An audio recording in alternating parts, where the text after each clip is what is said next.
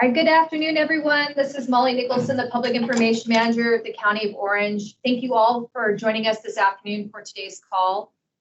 We got a few housekeeping items for the call today.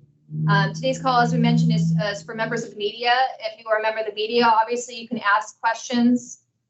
We're going to make sure that you have questions at the end of the presentation.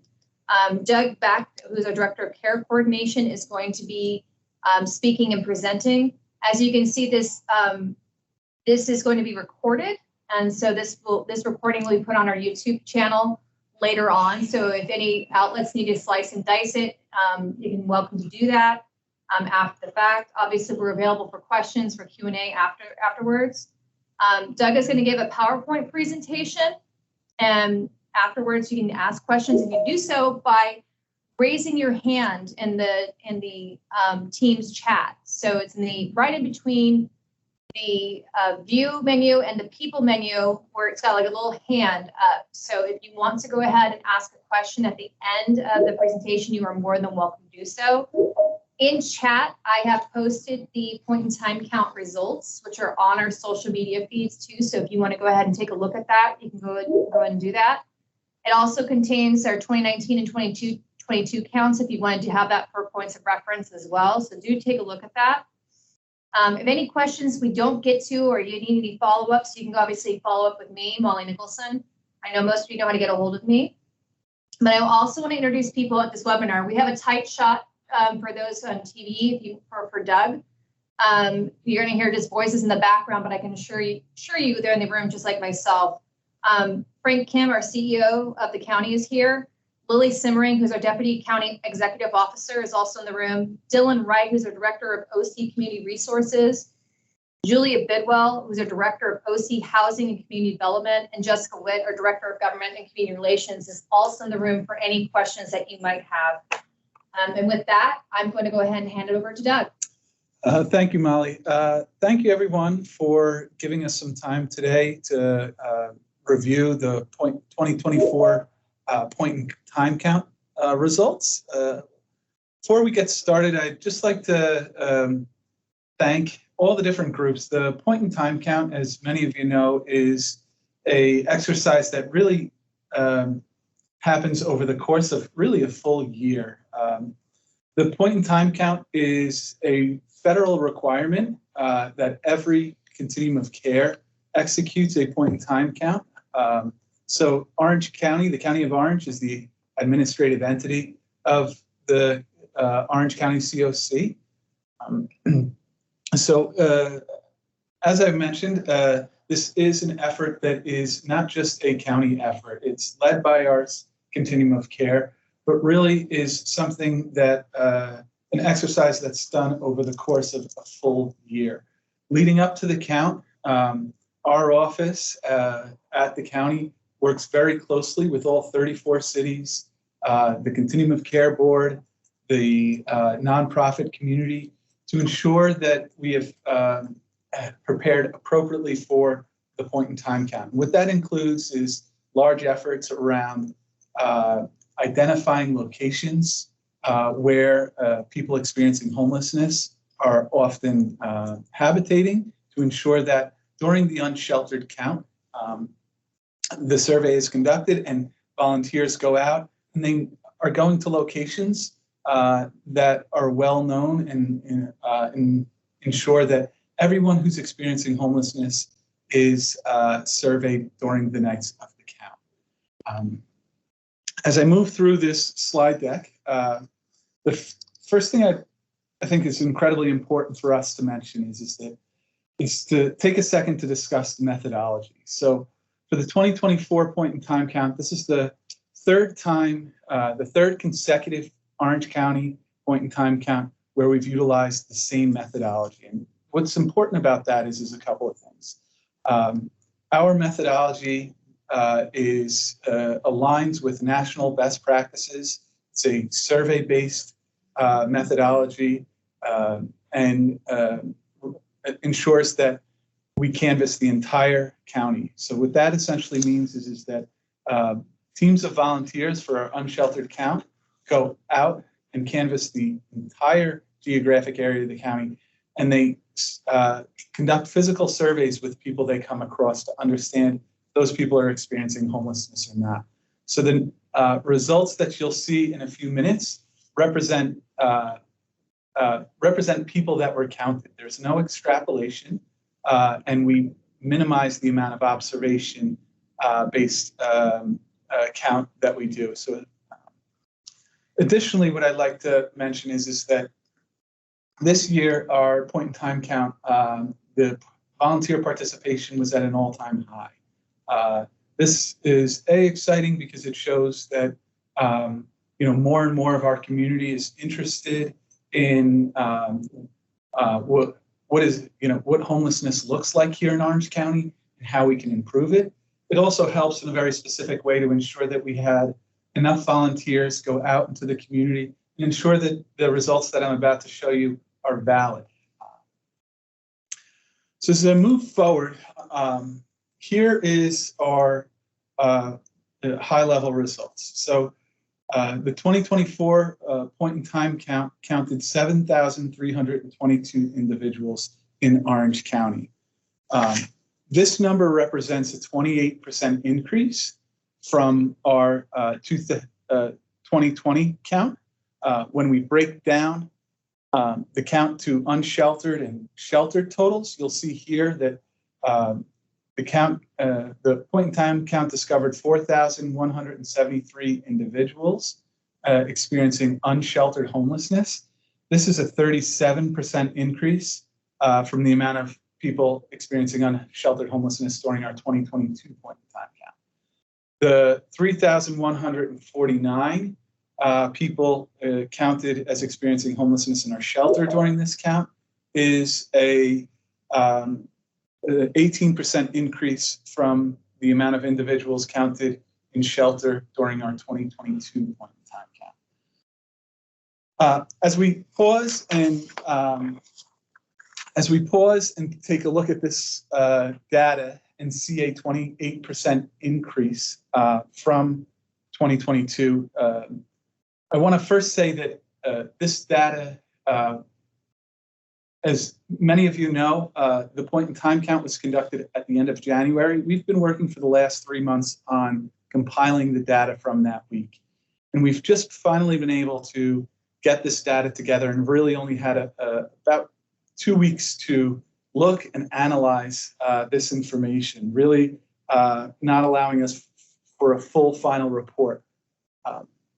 When thinking about the 28% increase and some of our initial thoughts around what's different from 2022 to 2024. And we have some preliminary thoughts, and I think ones that many of you have as well. In 2022, we were in the throes of COVID, and there was significant resources that our community was benefiting from. In 2022, the Emergency Rental Assistance Program, the federal government's Emergency Rental Assistance Program, had just distributed over $300 million of rental assistance to households here in Orange County. Additionally, there was an eviction moratorium going on during our point in time count in 2022. These are things that are currently resources we don't have here in 2024. We're not saying that those are the sole reasons or even the main reasons for this increase. But as we start to analyze this data further and as we sit back and try to understand trends better, these are a few of the initial factors that come to mind that we're interested in looking into deeper in the future. Each point in time count, for those of you that have seen our summaries in the past, there are 3 specific subpopulations that the Orange County point in time count really focuses on and make sure that we capture full data, and for important reasons. As you can see here on the screen, we see data relating to people experiencing homelessness that are identified as veterans, transition-age youth, and seniors. The 328 veterans that were counted during the 2024 point in time count is a 17% increase from the 2022 point in time count. The 308 transitioned age youth counted during the 2024 point in time count represent a 31% increase. And the 869 seniors counted during this point in time count represent a 21% increase from 2022.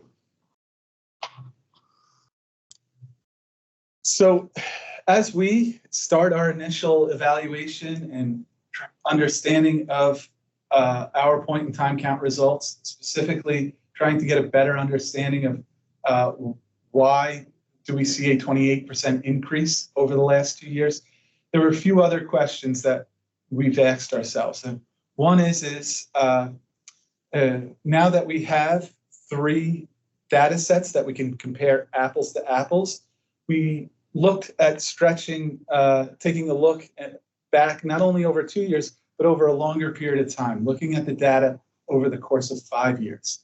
And as what we see with that data when we take that longer view back, of course of 5 years, is that Orange County has increased, the population has increased by 7% over the last 5 years. So that takes into account the decrease we saw from 19 to 22 and the increase we're reporting here from 22 to 24.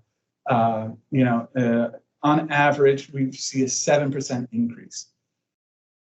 Additionally, we take the next question is what's going on in other communities, ones that surround us in our state? How do we compare to those trends?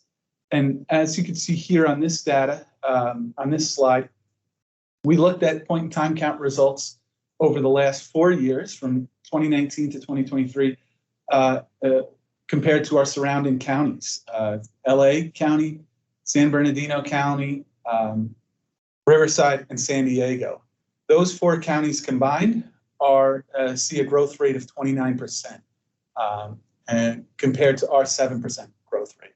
So we're growing at about less than a quarter of the speed that we see in our neighboring counties. When we look at it from the state level, the state as a whole has an increase of 20% during those 4 years. So yet again, Orange County's at about a third, a little bit of less than a third of that rate.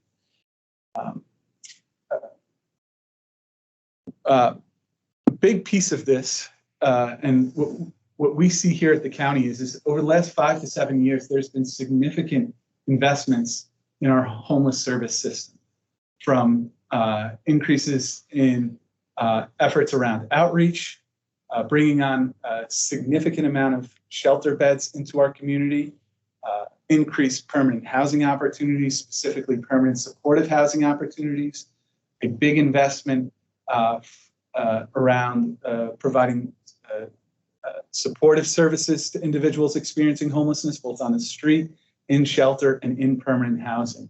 So one of the things we take away from our trend being at a lower rate is that we attribute that to the comprehensive and effective homeless service system that has been developed throughout Orange County over the last 5 to 7 years.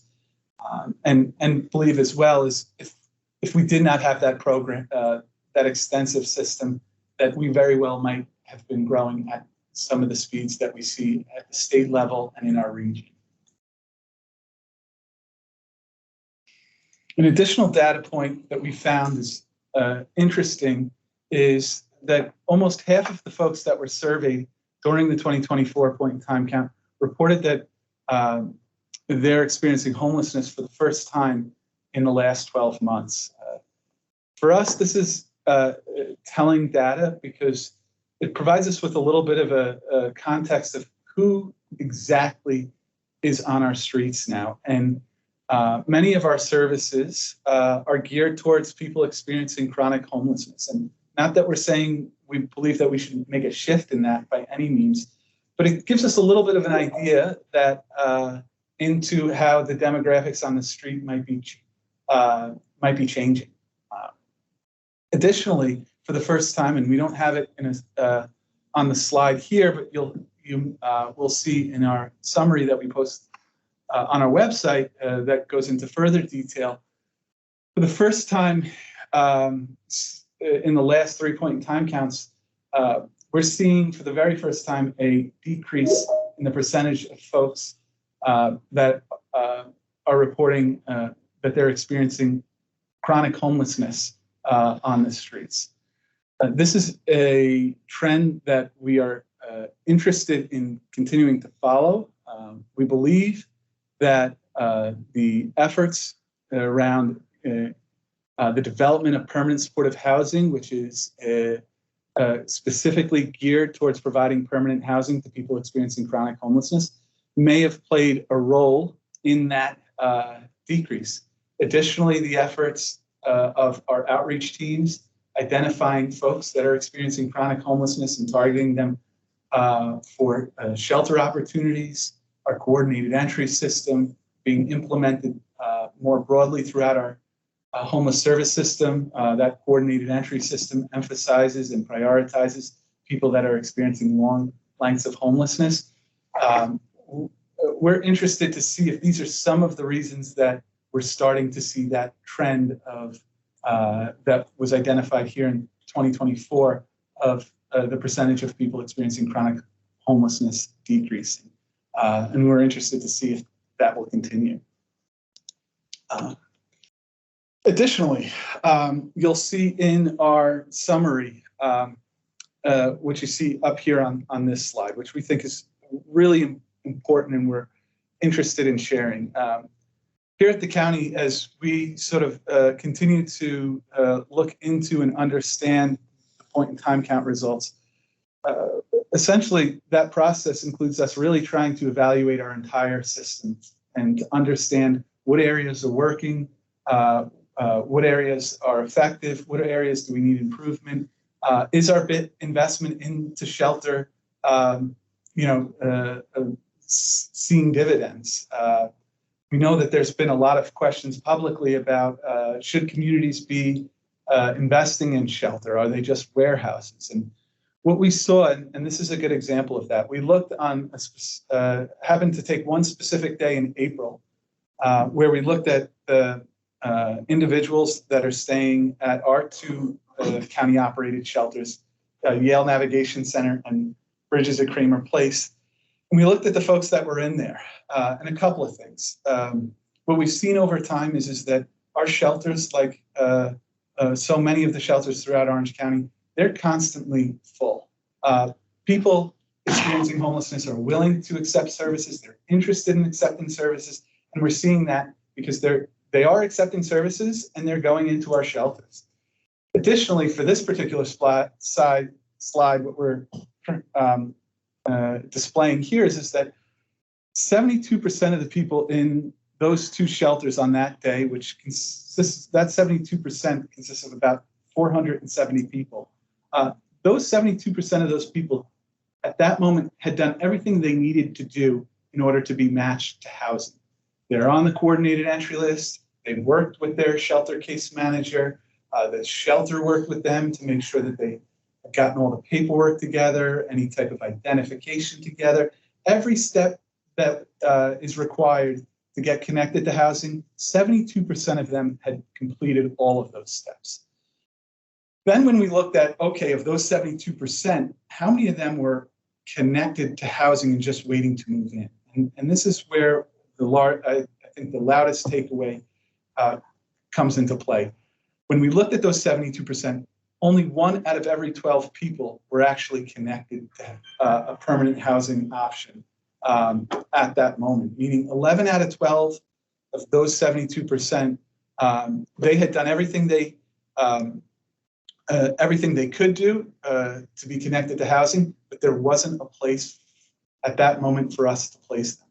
What this obviously means is that we don't have enough permanent housing to help assist people trying to get out of homelessness. What it also means is that people in our shelter are staying there longer because we don't have a place to go.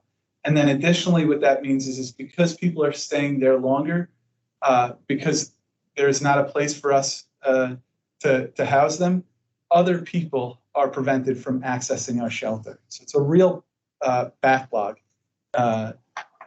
that's created with the lack of housing capacity here in Orange County. You'll see this slide and the next slide that I show in our packet. And I won't go through everything on that's on this slide, but essentially what we want to make sure the public's aware of is the significant investment that Orange County as a whole, both the County of Orange, the 34 cities, and the many nonprofit provider stakeholders, including the Continuum of Care, have invested in over the last 5 to 7 years in areas of prevention, outreach and supportive services, shelter, and housing. And yet again, this is without this system, and this isn't a comprehensive list, but it's a lot of the main highlights. But without this comprehensive system, we believe that yet again our growth rate that unfortunately we're seeing here in Orange County, it would be greater if we did not have this system. Additionally, there are resources that are coming aboard that we hope will help continue to address homelessness here in Orange County. We by no means are saying that this is enough and that this will address the 28% increase we saw in the last 2 years, but we do want people to be aware of the resources that are coming on board, that the county, cities, COC, and our nonprofit community are working day in and day out to ensure that we continue to have a robust, strong homeless service system. Obviously, a good portion of these services and resources and housing are funded by our state and federal partners as well. So this is an area where the budget, both at the state and federal level, funding coming down to the community, have a direct impact on our community's ability to address homelessness here in Orange County. So lastly, what I want to display here is essentially a little bit of the breakdown of numbers regionally throughout Orange County. So I went over the county-wide numbers. Here you'll see regional numbers. So we saw greatest rate of growth in regards to homelessness in the North Service Planning area, the North region of Orange County over the last 2 years, a rate of 33%. In our Central Service Planning area, we saw, in our Central region of Orange County, we saw a 27% increase in homelessness. And then in the Southern Orange County, we saw a 10% increase over the last 2 years. Lastly, before I open it up for questions, the point in time count is strictly a census of the amount of people experiencing homelessness on one given day. There's a handful of values there's multiple values to a point in time count. It helps us, and we believe it's important to view a point in time count in comparison year over year to identify trends. Additionally, what we think is incredibly important is that the point in time count is essentially a reflection on the need in a given community, the amount of people experiencing homelessness. It's not an assessment on the homeless service system. Here in Orange County, we believe that these results show that the amount of people entering homelessness here in Orange County over the last 2 years is outpacing our homeless service system's ability to get folks out of homelessness and into permanent housing. With that, I'll open it up for questions. All right, members of the media, should you have questions, please go ahead and raise your hand. We'll go in the order in which it was received in relation to it. So the first question goes to Noah from Voice of OC. So Noah, you need to go ahead and unmute your mic. Can you hear me? Yes. Great. So I wanted to ask, looking over this report and going off of what you just said, this issue of more people coming into homelessness before the county can help move them out, and that sort of bottleneck that comes from the shelter transition to affordable housing. What programs could the county be implementing to help speed up the development of affordable housing to meet the demand that isn't already there? Well, so the county has a housing funding strategy that's been developed that was developed in 2018, and it was updated in 2022 in response to the 2022 point in time count. That housing funding strategy, which is available online on the county's website, really outlines, it demonstrates the county's commitment to developing permanent supportive and affordable housing to address that here in Orange County. That plan also articulates different steps that are required to develop housing here in the county. Additionally, what's I think incredibly important to note is that developing housing in any location is an effort that includes many stakeholders. It is an effort that includes cities around zoning, counties, the state and federal level, and developers. So it's a real community effort. And our housing funding strategy, along with our Housing and Community Development Department here at the county, has been spearheading the development of permanent, affordable and permanent supportive housing for the last 7 years. Yeah, Julia, do you have any? Yeah, I'm putting the link in. Yeah, there's what you'll see in our housing funding strategy is some of our challenges. The biggest challenge is the funding gap. There is an over $950 million gap of funding that needed to develop the close to 2,400 units of permanent supportive housing that have been identified in our housing funding strategy. Has there been any discussion on possible? Noah, we're gonna try to see if we can go through the reporters, and we'll come back to you for the next question. Okay. Mm-hmm. Thank you.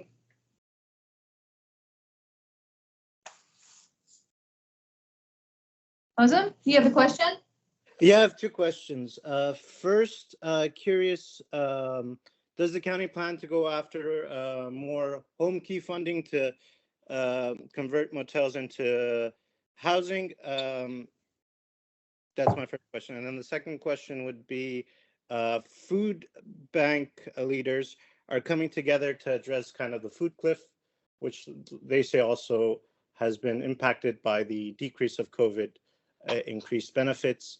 Does the county plan to bring in all the stakeholders, the developers, the nonprofits, have a sit down together and discuss maybe a new strategy to address the need for affordable housing and making that a reality in Orange County? So I'm going to pass your question over to Julia Bidwell, our Director of Housing and Community Development. Hi, good afternoon. Again, Julia Bidwell, Director of OC, Housing and Community Development. On the home key question, if the state puts additional funding into that program, right now there was a third and final round, but if the state puts additional funding into home key, we will make application for it.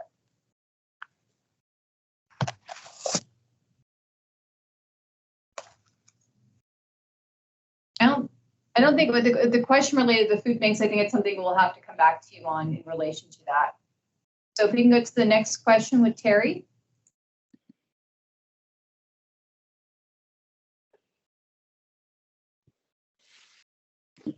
You're on Terry, mute, Terry. I'm off mute. sorry. Here we go. Just go ahead and press yourself on mute now, Terry. You should be good. Okay. Hi. Is that working? That Yes. works now. Okay, great. Hi, thanks. Hi, Doc. Thank you. I've got a bunch, but let me see what to do here. I guess I want to talk a little bit about the nexus between substance use problems and the people who are unhoused, which we know are related. And I mean, when I was out with people, talking to folks who were on the street, there were people who said, I don't want to go inside. I don't want to do that. I mean, I guess what about the substance use part, and what do we do about folks who just are like, nah, I don't want to go inside. Yeah, so I think that's like a two-parter, and I appreciate the question. So the part about people who say they're uninterested in going inside. So this really speaks to the value and the importance of an effective outreach team. People experiencing homelessness are human beings just like everybody else. And as human beings, we change our minds. We have particular preferences. We like to make our own decisions, a whole host of things. And what we've seen through the many outreach teams here at the county, both our healthcare agencies, outreach and engagement, city outreach teams, and law enforcement's homeless liaison officers, is that they're real experts in being able to continue to meet with people on experiencing unsheltered homelessness on the street over a long period of time, get to know them, get to understand what their interests are, and really do their best to offer them the services that they are interested in. Part of our homeless service system, one of the things that our homeless service system, although it is not complete, is robust, and it does provide a variety of choices. There's different shelters now throughout our county that were not there 10 years ago. And what that variety allows folks to do is to choose. The county conducted a homeless survey. We called it the 2023 Homeless Survey, which is on our website. Essentially what we did was we went out last year and did an extended survey of over just under 600 people experiencing unsheltered homelessness to get a better understanding of what are the resources that people that are experiencing homelessness, what do they want? How can we better improve our system to increase their interest in coming in? And what we heard were some things that I don't think are surprising in one way, but not surprising in another. That people really value safety, privacy, respect, some really basic human interests. And for us as a county and as Orange County, we've really used those the results from those surveys to look at our system and ensure that we're providing dignified services. And in areas where we can improve and increase the odds of getting folks to come into our shelters and into our permanent housing, we've either made those changes or we're in the process of making those changes. With that being said, what we've also seen, when you talk to individual people, just like on any topic, there are some people who feel one way and some people who feel another way. So you can find people out on the street that are saying, at this moment, I don't want to come in. Sometimes that's reflected as if the entire population of people experiencing homelessness are not interested in services. Our system has proven that that is not true. As I mentioned before, our shelters are full. Every opportunity, permanent housing opportunity that we have, there is filled by someone who is experiencing homelessness that wants to end that homelessness. And then the second part of the question around substance use, this is where another piece of our system that's incredibly important, the supportive services. So our healthcare agency, along with many other groups, whether it's CalOptima Health, Be Well, many nonprofit providers, not only work on addressing someone's homelessness and helping them get inside, but we also understand that we also need to be addressing some of the other challenges in their life, like substance use. And throughout the county and throughout the process, whether it's outreach, shelter, or in permanent housing, the county provides robust substance use services. With that being said, looking at our data, what we found interesting was that over the course of the last 3 point-in-time counts, we've seen an increase in the percentage of folks who are unsheltered reporting having a substance use disorder. And that is a trend, another trend that we continue to look at closely here and want to make sure that we are adjusting our services to ensure that we are providing people with the resources to help them in those areas. So the next question goes to Destiny Torres, from the Register.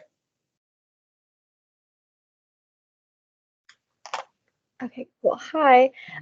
So just looking only purely at county budgets over the last 3 fiscal years, the county has allocated over $580 million towards the homelessness category or umbrella. How would you describe the way that spending, where the majority of that spending has gone, and how better the county can use public dollars to alleviate the crisis?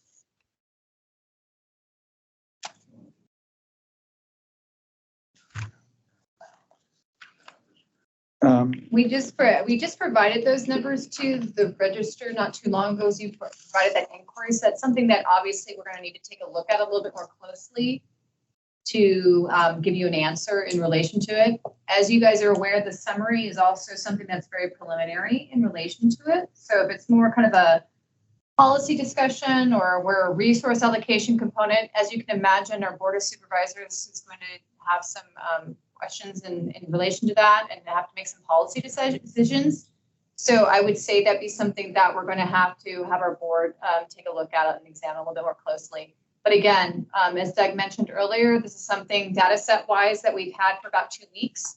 So as you can imagine, questions like that are a little bit more heady and a little bit more long term are going to need to be more reflective, and that's going to be in the policy level.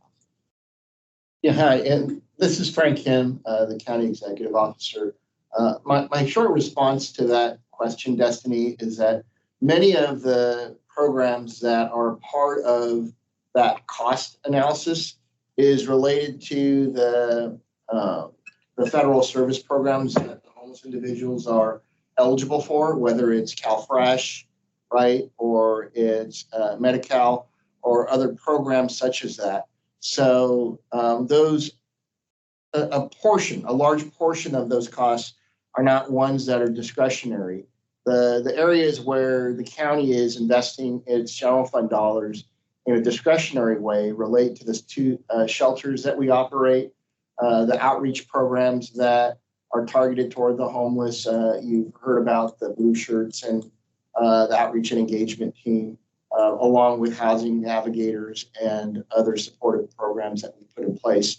If you have a specific question about any of the elements about the chart that Molly put up on there, please give us a call. We'd be happy to provide more detail on the specifics of each program.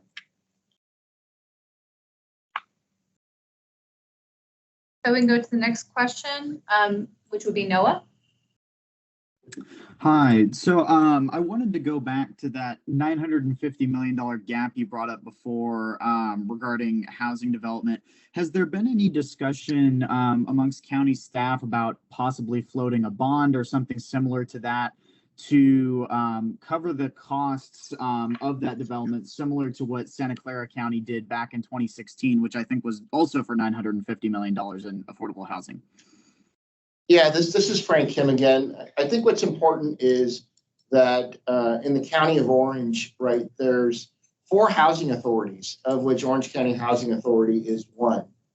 There's Santa Ana, Anaheim, and Garden Grove. We also have a housing finance trust that has a membership of most of the cities in Orange County, along with the county. So I think in terms of funding for the development of permanent supportive housing and ultra affordable housing, that's probably the right area and the group to be engaged in. And we've had discussions about how to increase funding. But that's not a program that the county has sole responsibility or authority over, because it's complicated, which is why housing takes so long to put into place.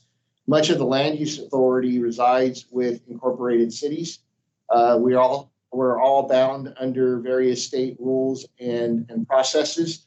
The county certainly has contributed our mental health service dollars along with other general funds to support the development of housing, including land.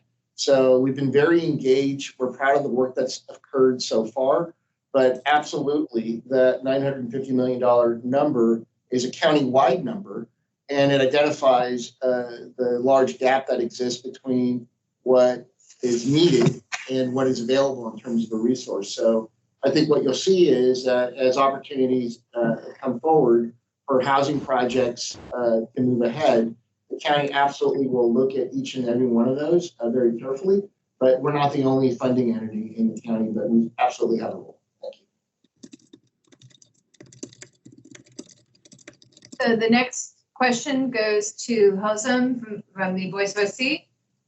Hi, my question relates to the report done last year that showed close to 400 homeless people died on the streets in Orange County in 2021. That's up from 2012, where 103 people died on the streets.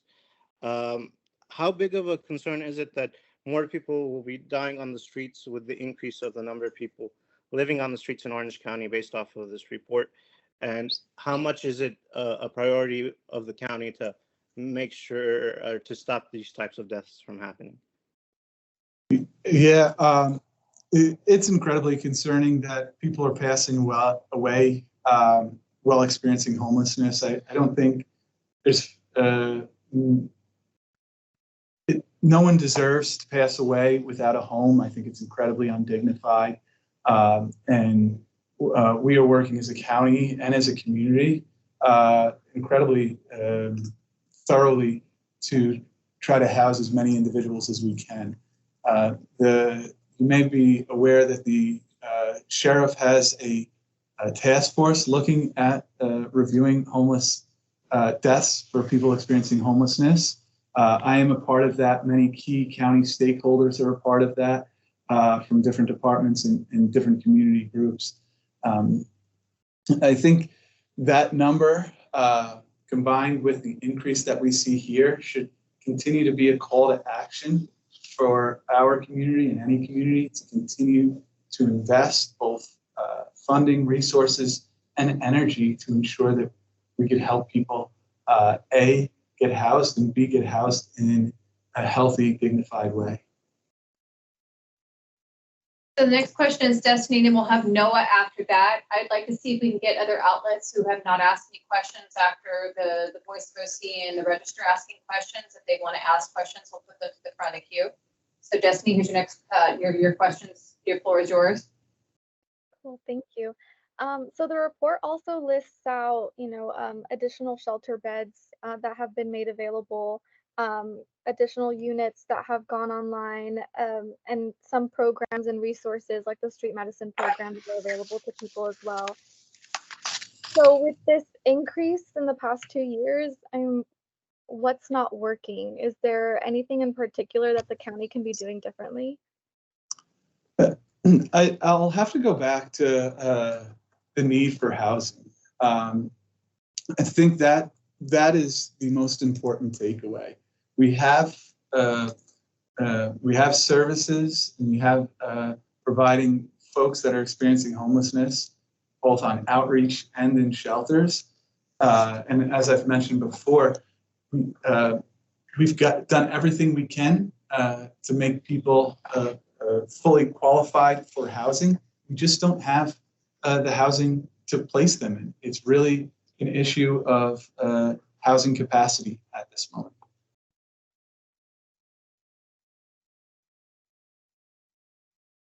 So the next question is for Noah from the Voice of OC. So regarding that issue of the housing capacity then, and that sort of ceiling that's continuing to be hit, is it time for the county to begin allocating more of its discretionary funds toward the development of affordable housing rather than other programs?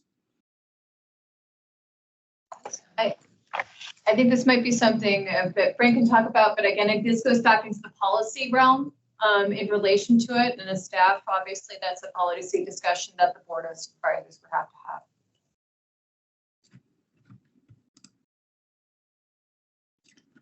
Next question.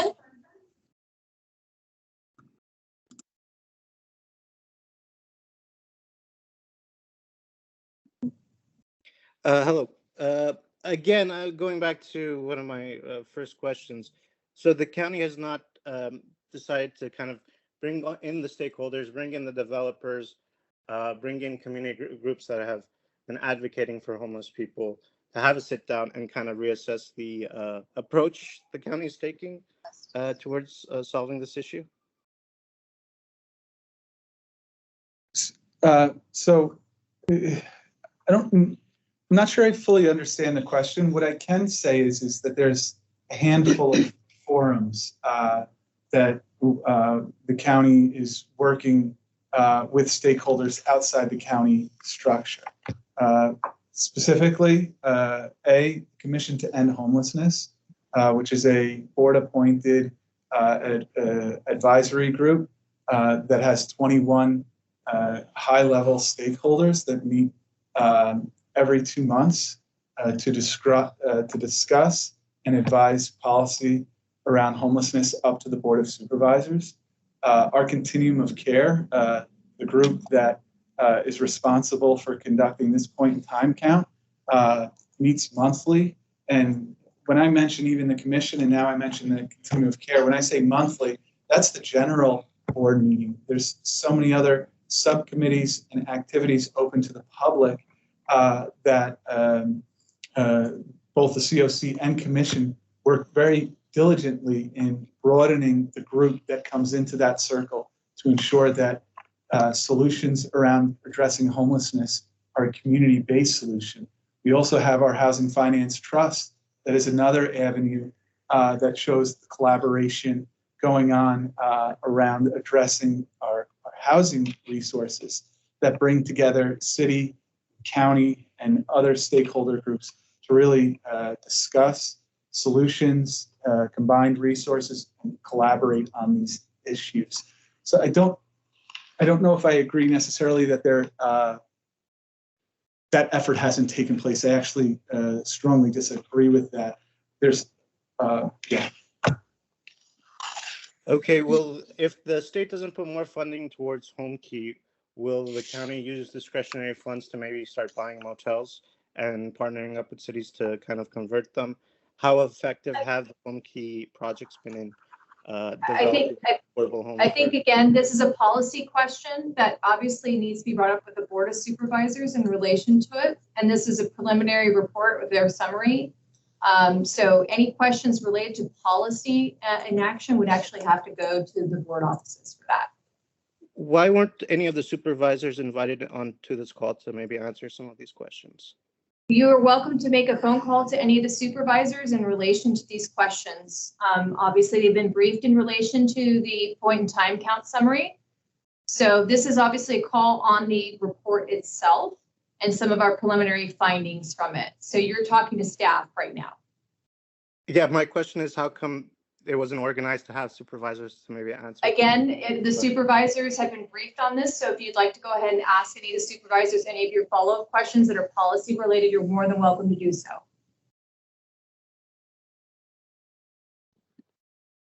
Are there any further questions from any other outlets at this time? Carrie, do you have a question? I can see your hand, hon. We got to unmute you. We'll unmute you. Okay. We just need to have you unmute yourself. There you go. Do we have any numbers on how many clients are served each year by the various homeless support programs? So it is a broad question. We do have some reporting not available at this moment, or not. I don't have it right in front of me. Almost a very high percentage of the providers in our community that work to address homelessness enter their information into our homeless management information system, our general database. It's a COC database. Every year we are required to report up to the federal government specific results, data points, and one of those is the amount of folks that the community has engaged with. So that is something that's available on our website and 211 Orange County United Way's 211 website if you, when looking for homeless management information system or HMIS. But yeah, we could provide that information as well. Thank you. We probably have time for maybe 2 more questions. If any members of the media have any other questions.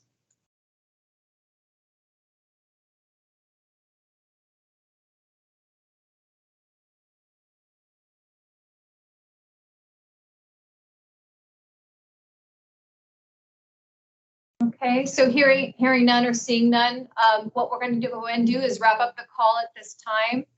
We greatly appreciate you all being a part of this. Links have been provided to the press release as well as the point in time count, which could be found on our website. Obviously, if you have any inquiries or any follow-ups related to what we presented today as staff, we're happy to go ahead and do that. If you have any questions that are policy related, I would direct them to the Board of Supervisors in relation to any next steps. But again, I'm here in case you have anything else. So thank you all for joining us today.